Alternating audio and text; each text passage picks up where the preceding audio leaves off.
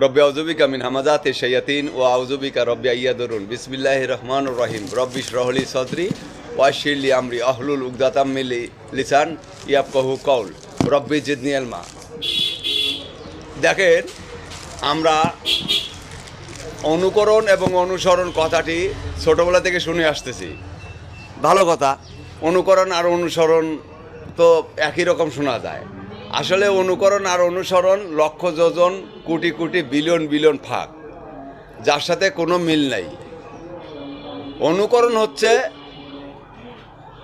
জিয়ার রহমান কি পড়তো, গেঞ্জি পরতো, কোদাল নিয়ে থাকতো, গাছের নিচে রেস্ট নিত। শেখ মুজিবর পুঁটি মাছ দেওয়া ভাত খাইতো, মুজিব কোট পড়তো। আমাদের সালামুন আলা মোহাম্মদ সাল্লাল্লাহু আলাইহি সাল্লাম টুপি পরতো, পাঞ্জাবি পরতো, খেজুর খাইতো। আর কি বলবো, মেষের মাংস খাইতো।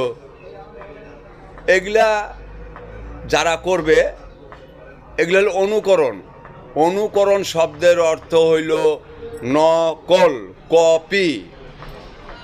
তা আমরা এখন এমন একটা হয়ে গেছি, সবাই অনুকরণ নিয়ে ব্যস্ত থাকি। আসলে করতে হবে অনুসরণ। সমাজের জন্য থিমটা কি, আমাদের থিমটা কি? নবী করিম সাল্লাল্লাহু আলাইহি ওয়াসাল্লাম বলেছেন, মিথ্যা বলবা না, অন্যায় কথা বলবা না, অন্যায়কারীর সাথে মিশবে না। তোমাদের মধ্যে একটি লোক হোক যারা ন্যায়ের সাক্ষ্য দেবে, অন্যায়ের বিরুদ্ধে দাঁড়াবে।